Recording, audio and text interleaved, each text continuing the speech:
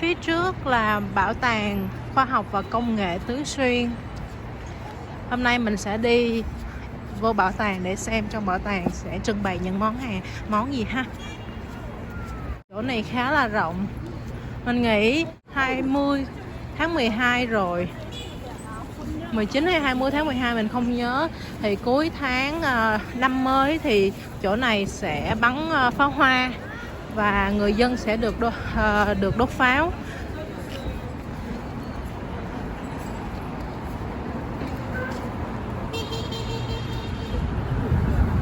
Năm trước là người dân được bắt đầu đốt pháo hoa, nên là năm trước á, đốt pháo hoa ngay tại năm mới và năm Tết Nguyên Đán á, cực kỳ là hoành tráng luôn. Viện bảo tàng ở Thành Đô được xây khá là cao và có những cây cột cao như vậy tạo cảm giác hoành tráng cho người coi tham quan. Ở bên đó có một phòng trung tâm thông tin.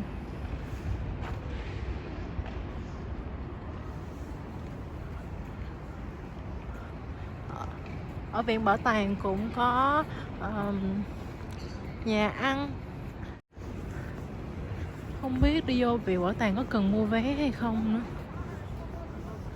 Cửa này thì cửa đi ra, cửa đi vào ở bên kia. Cửa này thì dành cho nhân viên.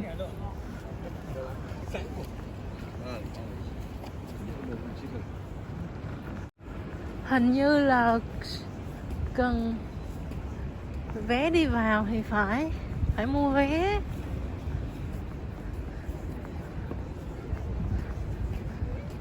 Để mình tiến về phía trước mình hỏi nè.这个怎么说？需要预约吗？哪里预约呀？那儿扫码。就是tôi mới có nghĩa là mình phải quét cái mã này rồi mình đặt lịch hẹn để đi vào bên đây, ở trong đó. Ở đây nói là nếu mà bạn đặt lịch hẹn từ 9 giờ 20 đến 4 giờ rưỡi á, thì đây là thời gian đặt hẹn. Còn thời gian tham quan á, là từ 9 giờ 20 cho tới 5 giờ chiều.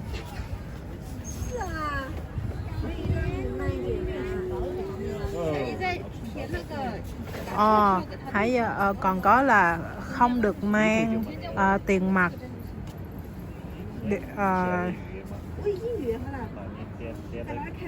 laptop, đồng hồ. Tại sao có những quy định này ta? Đây là viện bảo tàng về khoa học và công nghệ, nên là những đồ công nghệ thì không được mang. Nhưng mà mình đang thắc mắc là không biết có được mang điện thoại vào không?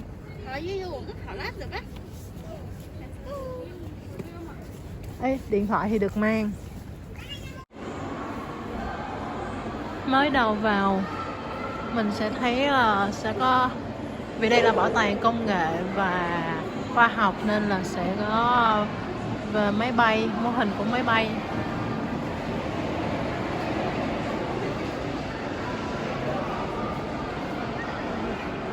Đây là mặt cắt ngang của thân máy bay. Đây là lần đầu tiên mình thấy mặt cắt ngang của thân máy bay luôn. Thì sẽ cho mình thấy là phía dưới sẽ để hành lý. Đây là mặt cắt ngang của một máy bay loại nhỏ. Cách đây mấy ngày mình có thấy một mặt cắt ngang của một máy bay Boeing như 747. Thì cái khoang để hành lý có thể để vừa một chiếc xe hơi thể thao.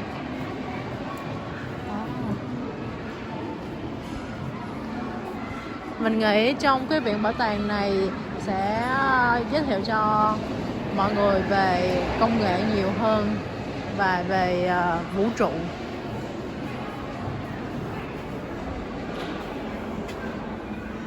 Đây là mặt cắt mặt cắt mặt cắt dọc từ đầu thân máy bay cho tới đuôi của máy bay. Những ai mà thích về máy bay các mô hình đó, vô đây họ ra như là một thế giới. Hình như đây là phản lực của máy bay người ta.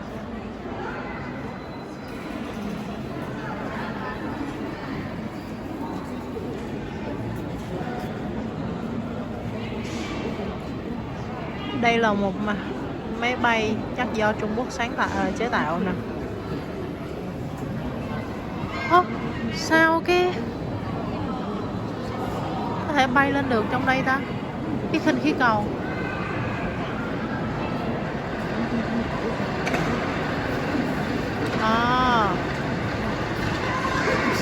Có một em bé đang chơi. Khinh khí cầu này chắc cũng giống như đồ chơi. Mình cũng muốn thử cái này. Không biết thử có tốn tiền hay như thế nào mới được thử ta? Hay là chỉ những người có kinh nghiệm mới được chơi thôi.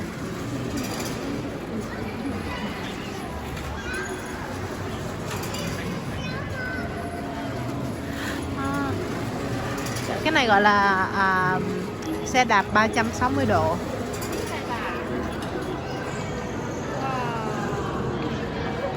Ê, có tiếng nổ gì vậy ta? Người bình thường cũng được chơi cái xe đạp này chứ không phải là người có kinh nghiệm. Tại vì mình thấy cái bảng là open nè, tinh sửa khai phan. Cái bảng này là từ 10 giờ 15 giờ đến 11 giờ thì sẽ được chơi. Mình hỏi chú là mình có thể được chơi hay không. Có cái bảng nói nè, có quy định là muốn tham gia là phải từ 1,5 m cho tới 1,8 m, cân nặng là phải 75 kg trở xuống. Cân nặng không thích hợp là bao gồm có thai, bệnh tim, bệnh cao huyết áp, 60 tuổi trở lên. Ở đây có cái cân là bạn phải muốn chơi là bạn phải cân. Rồi bên đó là đo chiều cao. Một thứ ba là phải xếp hàng trong thời gian cho phép. Một thứ tư là bắt buộc khi mà kiểm tra trước khi kiểm tra sức khỏe, đo cân nặng với đo cân nặng, đo chiều cao, và phải bỏ điện thoại xuống nè, mắt kiếng nè, chìa khóa nè và các vật dụng khác.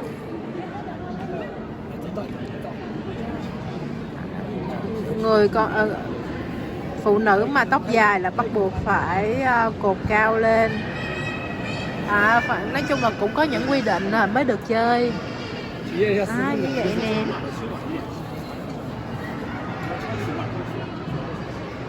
Mình thì có một quy định mà không phù hợp với mình không đáp ứng được nên là không chơi được.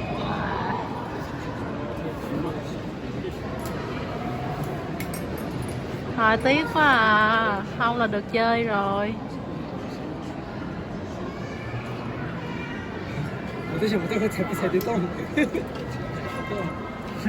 Chuẩn bị an toàn cũng khá là chu đáo nha. Mình thấy là có 2 dây an toàn, 1 dây an toàn đeo trước ngực.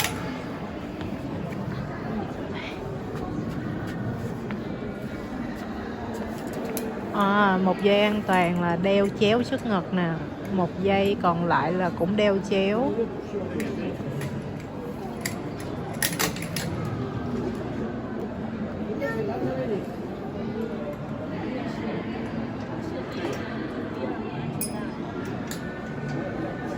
Nhưng mình thấy có 3 dây an toàn lận.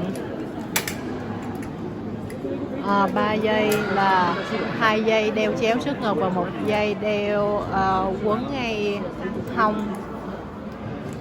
sẽ có 3 dây đai an toàn. Rồi ở phía dưới bàn đạp đó cũng có miếng bảo vệ cho chân, cho giày.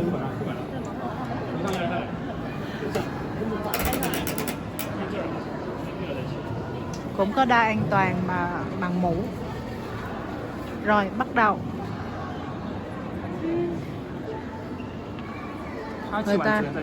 Người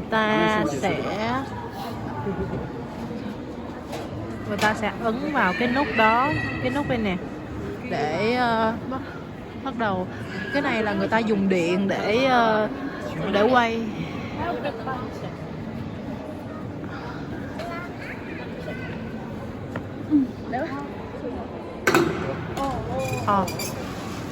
Ấn cho ta hình như là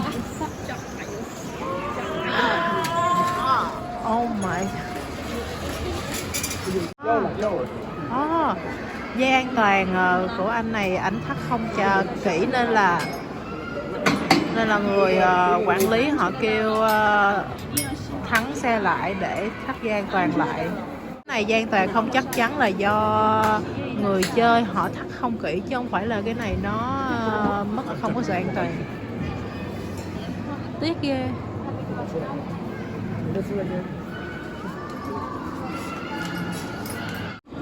Ở đây là một mô hình, mình không biết của sao nào, đứng từ sao nào đó, một mô hình đứng từ sao nào đó, sao hỏa, sao kim, sao mộc, sao thổ, rồi nhìn về trái đất.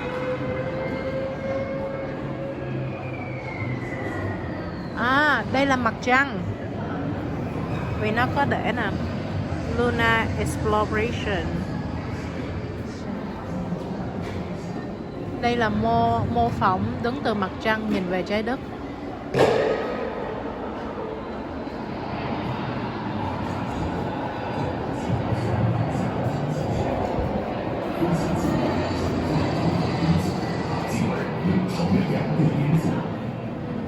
Đây là bản thông tin giới thiệu các phi hành gia và các tàu, các vệ tinh, rồi tàu lửa phóng lên trái đất.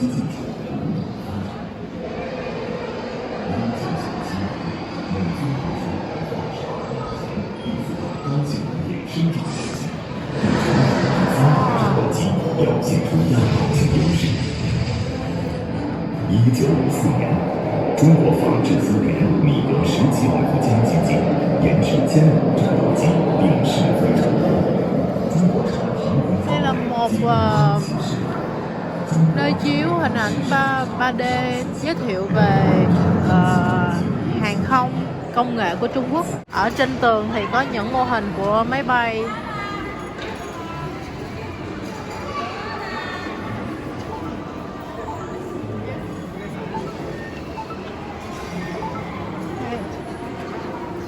Đây là mô hình đồ ở trên mặt trăng.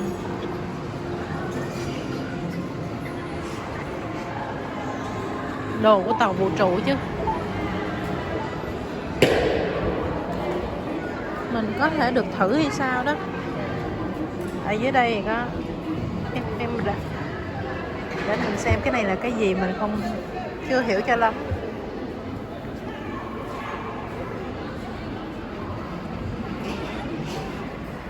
Hình như là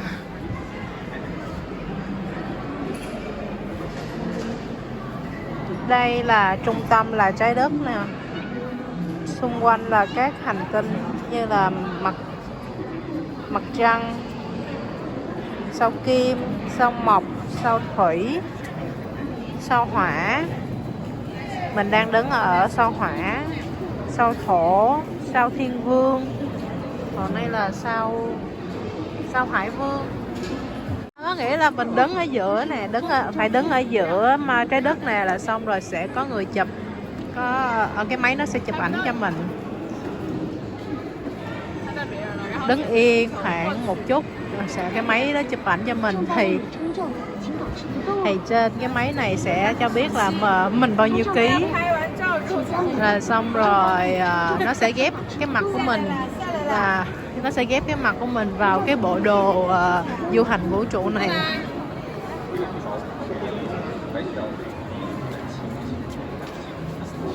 Có trên cái đó có cái đó sẽ ra cái mặt họ lấy cái mặt của mình ghép cái mặt của mình. Vậy là có cái camera, đây là cái camera nè.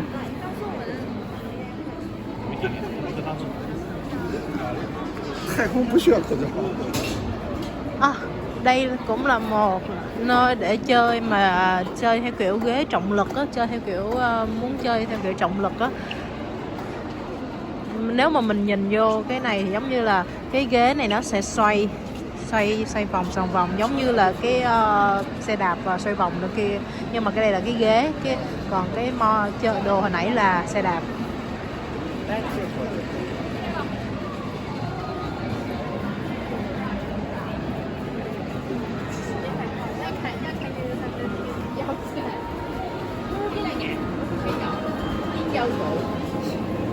là gì đó?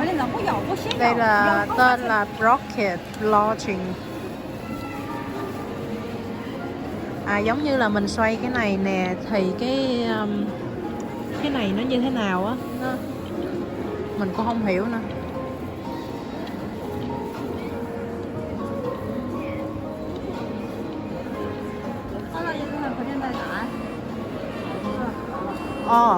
Xoay rồi là xong rồi có cái máy đếm nè. Rồi sao nữa? Không có gì để xảy ra hết. Những người đang đứng xung quanh của mình họ cũng đang không hiểu cái này nó như thế nào. Cái này là sao ta?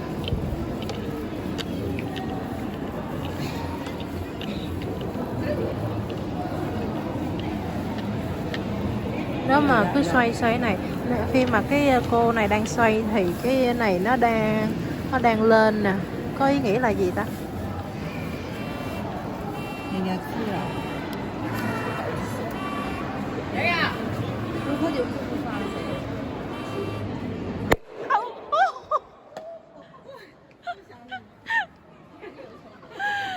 Hèn gì hồi nãy mình cũng nghe một tiếng bùm gì, trời đúng hết hồn luôn. Là khi mình xoay cái bàn này và cứ xoay và khi mà xoay thì cái kim này nó sẽ đi lên tới đây, xong đó mình sẽ bấm vô cái nút này và lúc đó thì cái sẽ giống như là cái tên lửa nó sẽ phóng lên và sẽ gây ra một tiếng động rất là lớn. Đến một khu mới, cái khu này là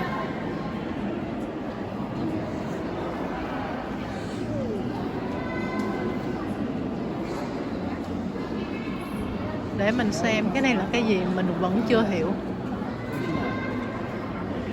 Thì có 12 km cho tới cao nhất là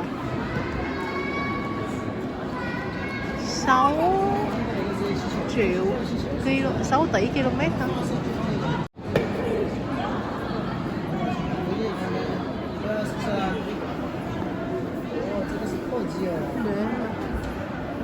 Đây là cái bảng mà giới thiệu có rất nhiều mẫu máy bay.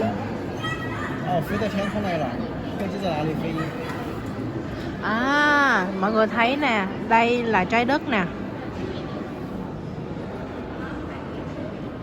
Đâu chỉ là một cái mô hình trái đất mà thôi, nhưng đây là, nếu mình nghĩ đây là một cái khoảng cách tính từ mặt đất nè, là 12.000 cây số tính từ mặt đất.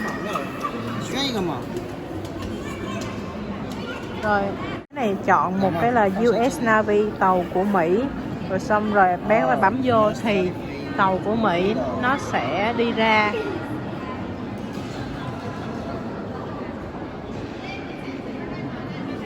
Và cái bảng này thì đang giới thiệu tàu của Mỹ, tàu US Navy này của Mỹ là như thế nào đó. Tất nhiên là mình đọc không hiểu hoàn toàn. Thì tàu của Mỹ này ở với đạt độ cao là 20 cây số tính từ mặt đất. Còn chiếc máy bay này á, thì là khoảng dưới 12 cây số tính từ mặt đất.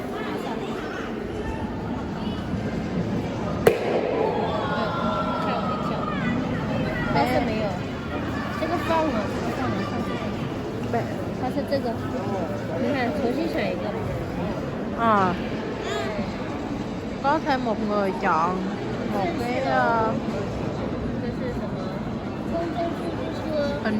cái này giống như là mình không biết đây tiếng Việt gọi là gì hết.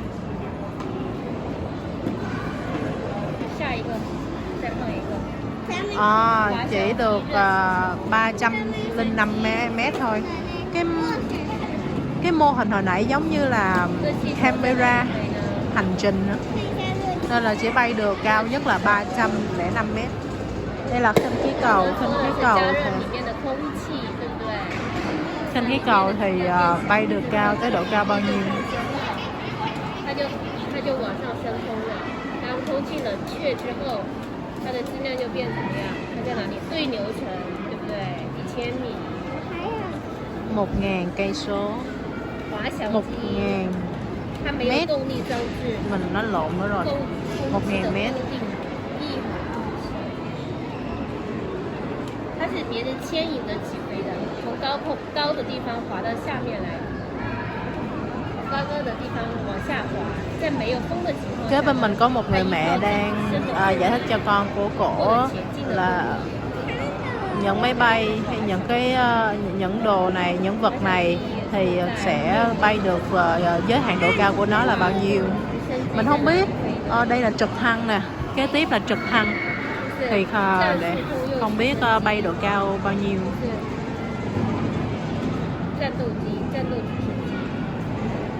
Máy trực thăng chiến đấu.